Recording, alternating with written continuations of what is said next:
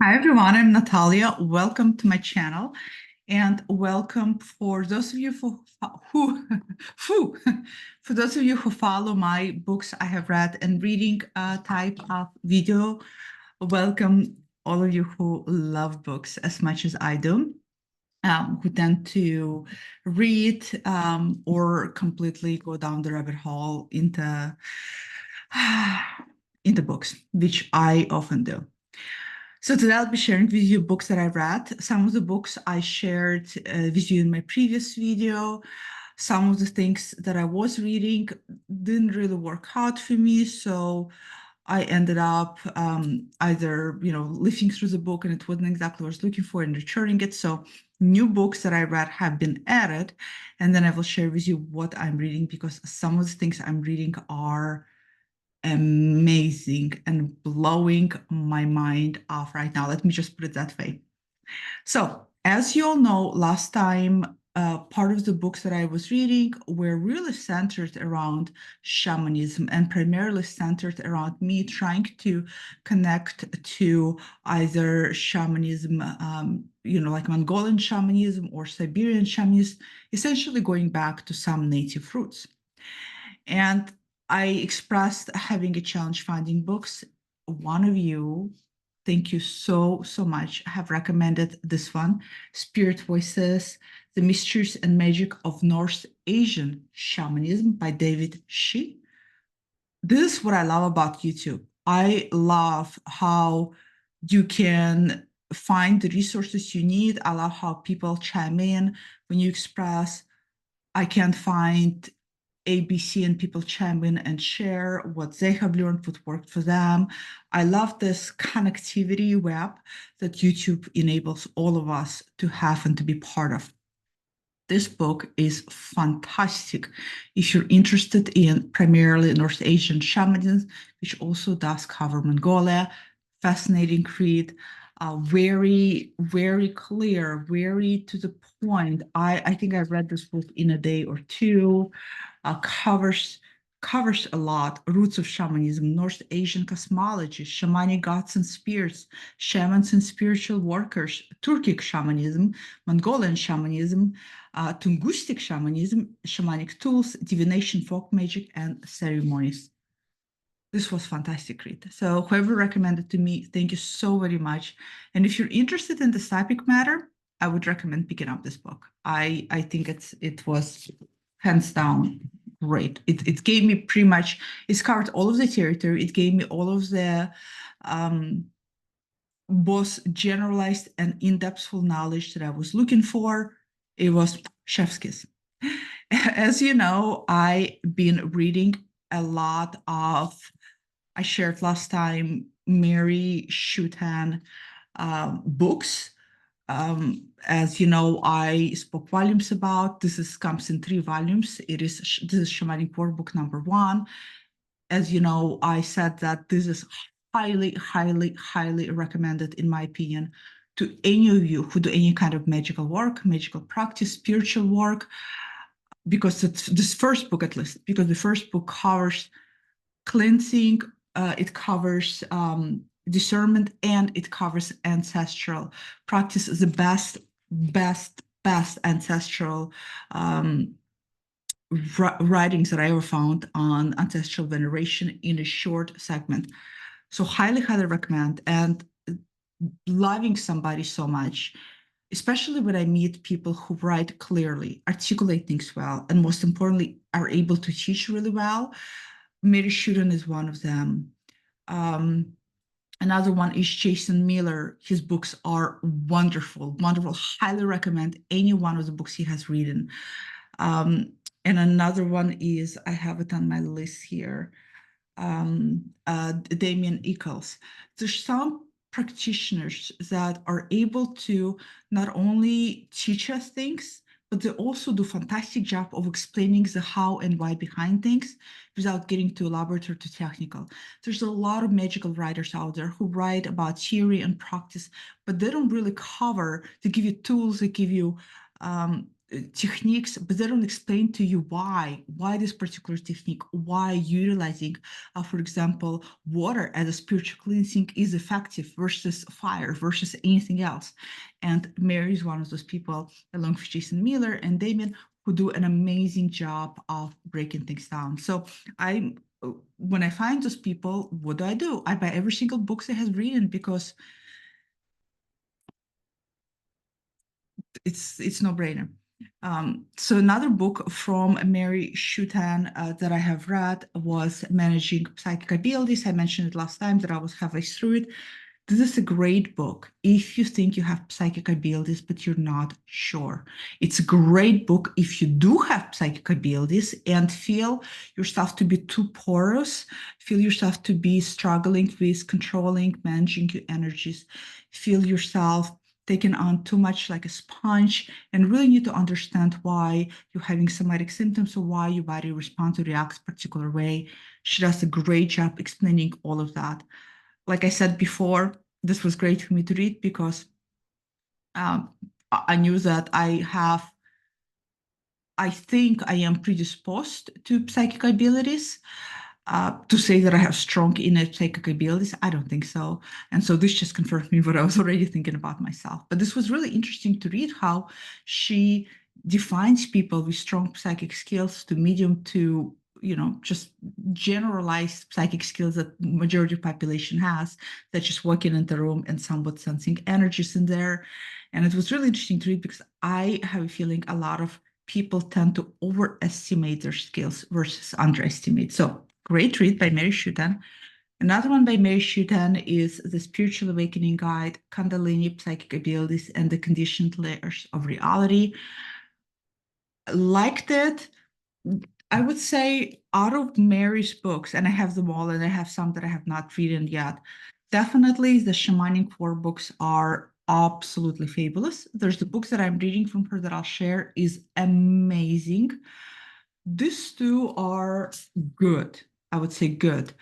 Maybe because subject matter is not so dear and close to my heart.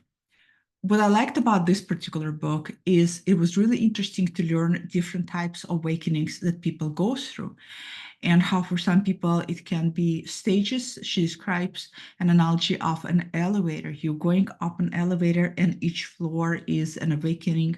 And as you awaken, then you go up stage, and how some people, they have an immediate awakening where they just shoot through all of the stages all the way to the top. How it manifests in your body, how you can tell you're having an awakening. I think for me, an awakening, I don't really like the word awakening because I feel that it's deeply misunderstood and I feel like it's been really watered down. For me, awakening is more a big conscious shift, a paradigm shift, those shifts that enable us to be better selves, those shifts that enable us to grow as people in our consciousness. And shadow work definitely provides those shifts. So it was really interesting to read all different types of awakenings and how they can happen. And another thing that was really interesting to read is how she describes people, which is very much like me, who are very intellectual function. Again, remember, intellectual function doesn't mean smarts or being very intelligent. It doesn't have anything to do with intelligence. It's just the way you process external information through primarily thinking about it, through making sense of it with your mindset, versus feeling function, the process information through the feelings first, primary. So she was describing how intellectual functions individuals tend to have awakening that she calls lollipop. And if you think about lollipop, basically you are exploded up here in your head because this is where you intellectually making all of the sense, but nothing is happening as you go down the body of the lollipop, the little thin stick.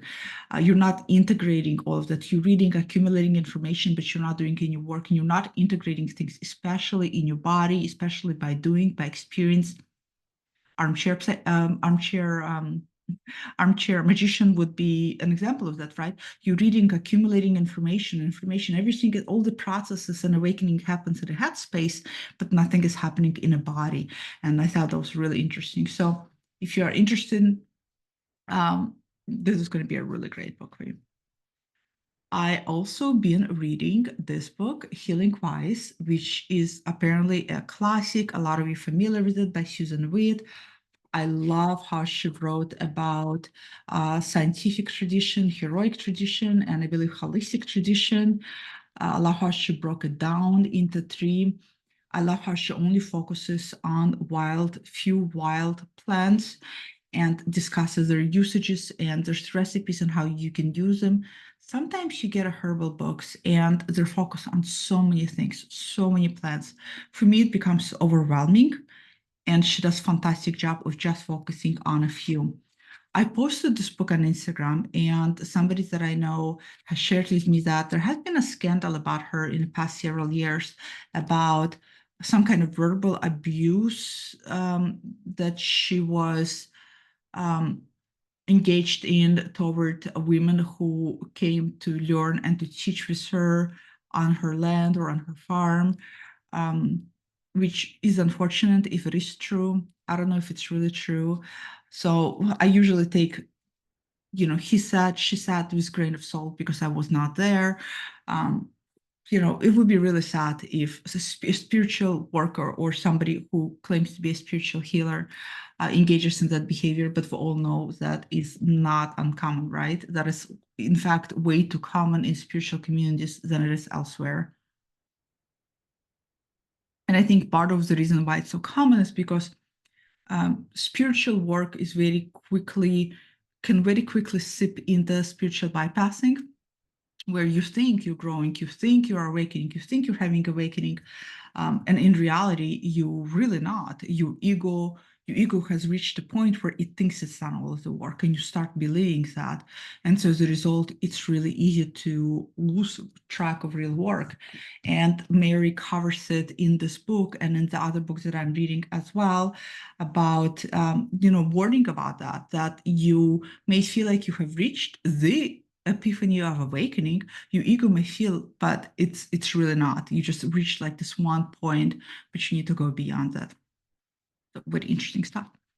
I was traveling in New York to house sit, dog sit, and I don't want to say babysit because my niece is not a baby. She's going to be 10 in the end of this month. Um, Teenage sit, my niece, who's also my goddaughter, and it was wonderful time with her. um, and David and Charlie, English Bulldog. It was really a fun time. And while we were there, we went to, my husband loves going to Strand bookstore. If you are in New York, from New York, or ever been to Strand bookstore, you'll know why. It is a fantastic bookstore in New York City. So every time we're there, he has to go to the bookstore. Why? Because we need to pick up 5 or X amount of books and schlep them all the way back on a plane from New York. We're that type of couple, So while I was in a bookstore, David loves Salman Rushdie, Salman, I should rather say, and read a lot of his books. And so I saw this and I picked it up for him as a gift. Did this meditation after an attempted murder. As I mentioned in one of the videos, if you don't know, Salman had Fatma, which is basically a death threat to carry out on his head, all the way back many ages ago when he has written satanic verses. He always lived life in the shadow of would it ever happen. And sadly and unfortunately, even though the individual who carried out a knife attack on him while he was presenting, it was not necessarily carrying out Fatma, but it just was somebody who got really radicalized. And so this is a book about Salman meditating, talking about the event, reflecting back. And if you've seen my previous video, you know that I was quite disappointed with this book. I ended up reading it on a plane before my husband got his hands on it. And I was disappointed because, well, first of all, he's a wonderful writer. So the writing does not disappoint, a fantastic writer. I had not read any of his books. My understanding, he writes magical realism. And I was expecting somebody who writes magical realism to reflect back on this traumatic event in his life through a very, I would say even Jungian lens, right? Lens of synchronicity and lens of there's something bigger and broader than just us being mortal human beings. And I didn't get that. It was even more fascinating because Salman makes a lot of connections. He speaks about synchronicities, the dream he had right before knife attack, where he was attacked with a knife, I believe, too, in a dream in a big gladiator arena right night before, and how he felt like he did not want to go. He had all these premonition things going on, and yet he does not attribute it to something greater. He is an atheist, he doesn't believe in God, totally fine. I was not expecting for him to say I found God, but I was expecting for him to take these reflections deeper, and was disappointed when he didn't, because so many things happened to him synchronistically. Not to think that there's magic or something beyond you playing on the threads of your life. I can't leave it all to logic. David read it and I thought, what I write? I was so eager to just what I write. And he said, yeah. He said, I felt the same way. It's amazing how he just is, yeah. So but good read nonetheless, because we're talking about a phenomenal writer. When phenomenal people write, even some things that is, in your opinion, is not phenomenal, it's still going to be phenomenal, because that's what the great writers are capable of, weaving the language in such a way. I picked up this book. Actually, this book has been on my shelf forever. It is Prometheus Rising by Robert Anton Wilson. This book has been recommended by Dennis Poisson from Foolish Fish channel. Oh, I just said his last name as if I actually speak French. I don't. Poisson? I don't even know if that's correct. But French is a little bit easier for me to pronounce because we have the same pronunciation as Russian. Je, she, he. Anyhow,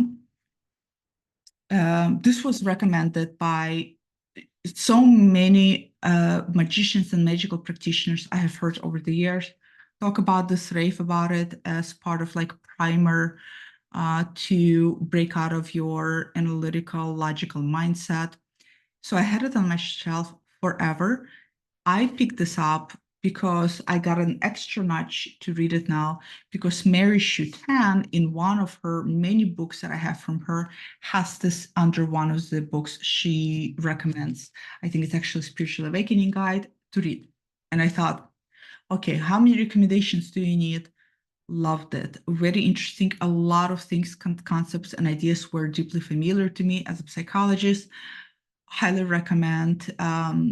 Just highly recommend. I think it's just an odd, interesting, fascinating, and very quite obvious read, all combined together to create something really good. And does create mind shifts for sure. So let's talk about Damien Echols. If you don't know who Damien Echols is, he is an amazing magician who a lot of people may be familiar with him from the what was known as West Memphis trick case as a teenager or young adult. He and I think two others were wrongfully convicted of a murder, and he spent, I believe, 18 years in a prison. Out of those 18, 8 years in solitary confinement. I did not even know that I didn't even know it was legal or ethical to keep a human being for that long in solitary confinement. I stupidly thought solitary confinement was prison's way of punishing prisoners for some kind of behavior where you're being isolated. The isolation hence is being punishment for a day or maybe a week. 8 years. I can't even speak because I don't understand how that's even allowed. We all know abuse in prison is incredibly common and predominates throughout prison, not only among prisoners, but absolutely among prison guards who project and who take on whatever it is, onto prisoners as well, but 8 years, I can't. If you don't know, Damien Echols has a YouTube channel, which is great. He covers magical subjects and he is a fantastic teacher.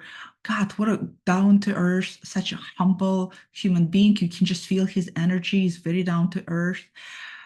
So I learned about him several years ago when I read his book, High Magic. He has a book on high magic. His first book was it was about his relationship with Lord. I never read it. How they met while he was in prison, they're still together. I never read that book, but I read the High Magic. And if you're interested in high magic and understanding high magic, I highly recommend that book. He does a great job also explaining rituals and ritual work. He's another teacher along with Jason Miller and along with Mary Shutan and probably others I'm forgetting, who do a phenomenal job of breaking things down and explaining them. So Damien Echols, how did this book got, I knew this book existed, but I forgot about it. How did this book get recommended to me? I never picked up this book many years ago because I saw, oh, okay, remember now. I saw angels as a very Christian concept. Um, I was not raised Christian. My parents, I'm like half Jewish, half so many other things, half Mongolian and Kazakh and Russian. And my mom would sometimes take us to Orthodox church, but she would only go there to light candles for people who passed away. We never prayed. So I never learned or was brought up in any kind of religious environment. And my mom also instilled our childhood in our life with a lot of Jewish practices that she learned from her father, who was Jewish. So as so many of you, so many of us grew up still being affected by Christianity and Christian concepts and Christian ideas through cultures, through media, through books, through music, you name it. And so I pushed away angels and angelic work because I just had such a polarized point of view, polarized perception that this is white, right? And a lot of other magical things are black.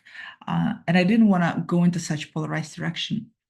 It wasn't until I started working with Angelquarium, I think that's called, deck of angels illuminations, and also the recent deck, Fallen Angels.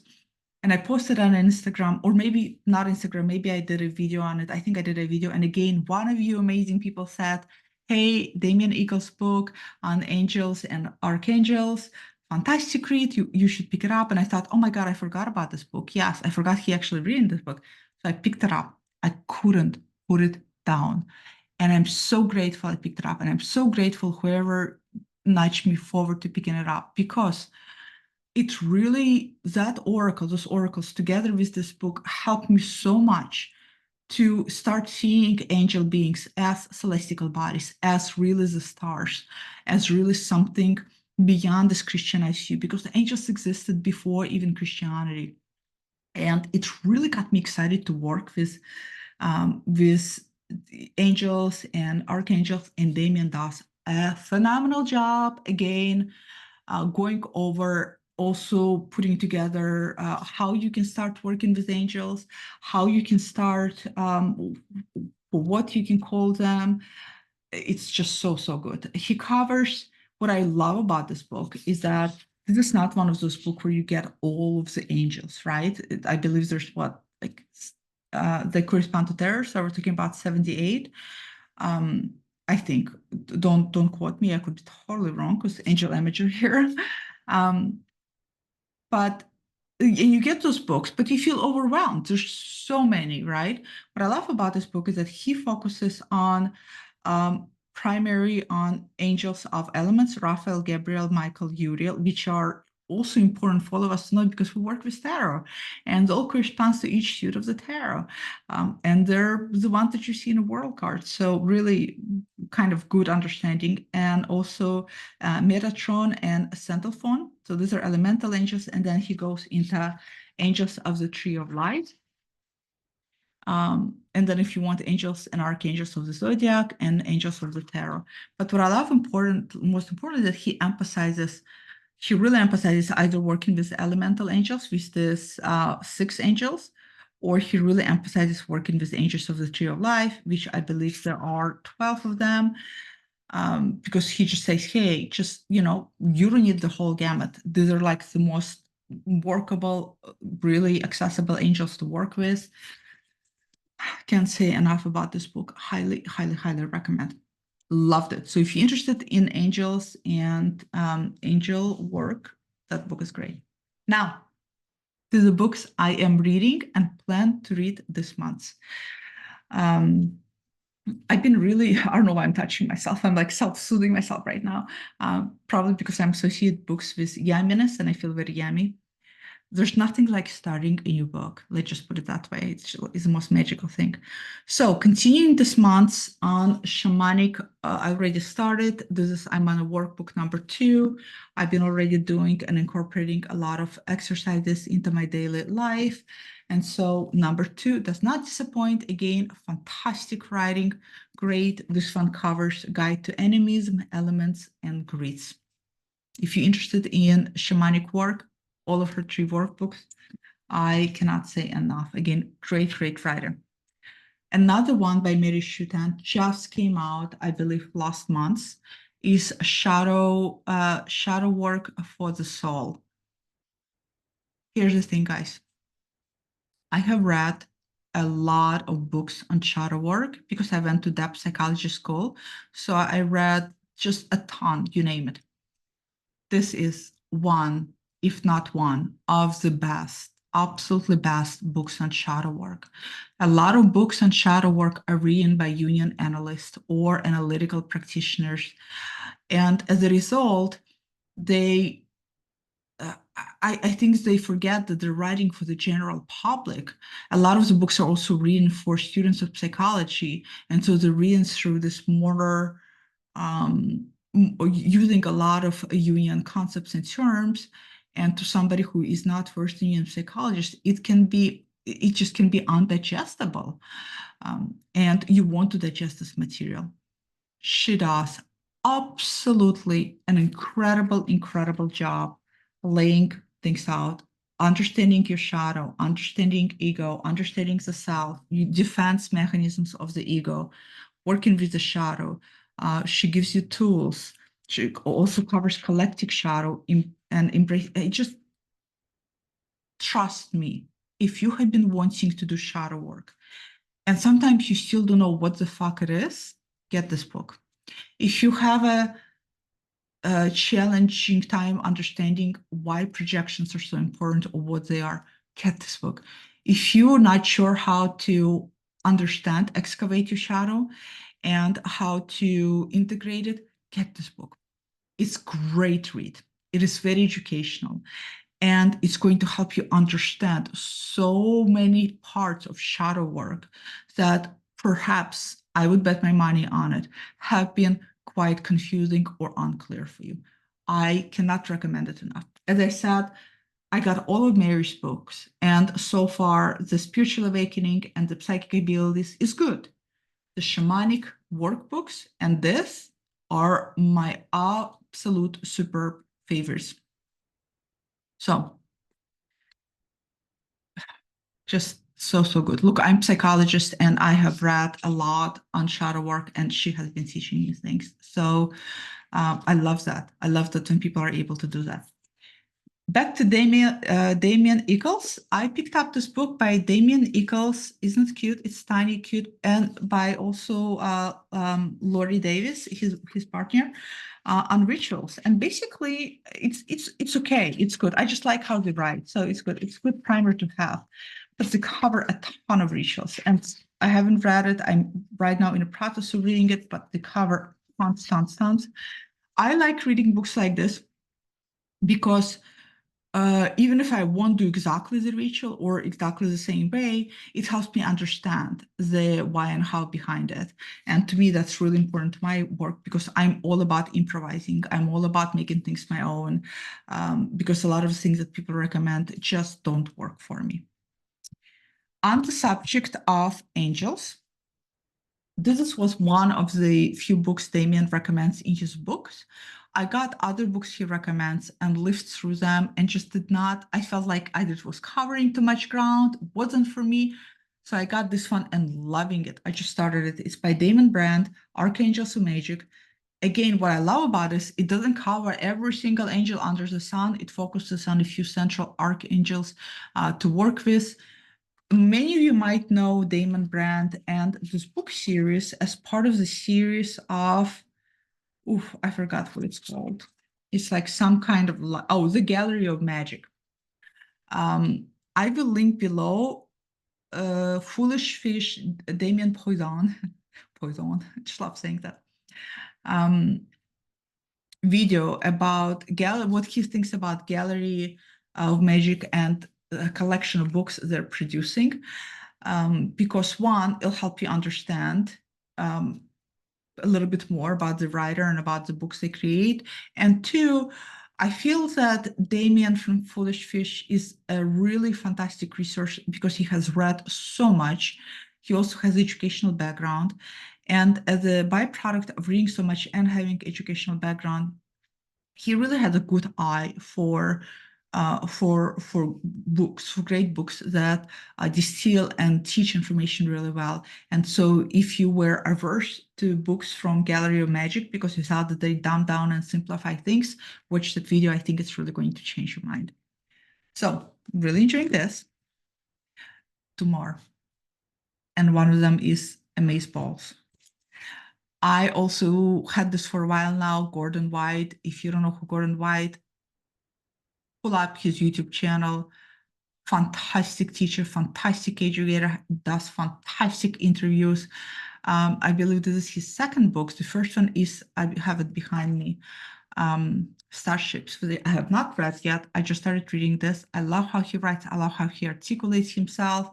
Deeply intelligent, very interesting thinker, really thinks things through. And I love how his lands about the animism. Animism also has been so dumbed down and reduced to everything has a spirit. And I think that's such a reductionistic way that makes one connect less to things than more by just thinking it that way. He describes animism, and I heard him describe it in one of his YouTube videos, as working in a community and communing with all things, and how all things are also a person, which some people disagree with. So recommend Hisham. So I just read the introduction of this book, but looking forward to read it. This book, I almost done reading. I showed it on Instagram. I absolutely adore and love this book. This is Red Tarot Book by Christopher Marmolejo. Let me see how I want to describe it. They are books. This is called Decolonial Guide to Deviantary Literacy. There are books out there that try to bring queerness to the tarot, try to bring gender diversity to the tarot, try to bring cultural diversity to the tarot, try to address how tarot has been colonized. And I have not read a lot of those books. So this is going to be unfair presumption on my part, and I hope I'm wrong. What I presume by I got those books, I lived through them and I returned them, is it feels to me that sometimes people write about this incredibly important and deep subject matters in a very general brushstroke way, in a sense of, yeah, let's make this is how you can see the magician through the queer lens, or this is how you can see A, B, C, D, E. And I think that's not enough. And I feel that for this topic, it's not deep enough. It's not nuanced enough. It's not, you know what I'm looking for? It doesn't show respect And it feels like it's not respectful enough to the importance of the subject matter. And so I'm disappointed. As a gender psychologist who works with transgender adults, it's the same thing in my field where people say, you gotta list your pronouns everywhere. To me, that's very, very brushstroke way of really understanding the depths of gender issues and the depths of gender formation in Western culture, as if listing pronouns everywhere are going to solve deeply rooted issues. I think for a lot of people it is helpful, and it helps with visibility and everything else, but it's barely scratching the surface. I was so pleasantly surprised when I started reading this book and how Christopher weaves together for each of the cards, weaves together such depthful, I'm lacking words right now, but really illuminates and at the same time gives you food for thought, and at the same time enables you to see the same cards you've been seeing from a different lens, from a broader lens. I can't say enough. I would highly recommend it to read for anybody who even touches a deck of cards. I would just highly recommend it. Fantastic read. Fantastic, really good. So this is a Red Tarot by Christopher Marmolejo. These are the books I read and reading and looking forward to finishing up. I have other books already stacked up to read. As you know, sometimes my things change, I shuffle things around. So comment below, let me know if you read any of this. What are your thoughts on them? What do you love? What you don't like? Most importantly, what are you reading right now? What gets your intellectual juices flowing? What are you enjoying and loving right now? Comment below, and I will see you guys all next time. Bye.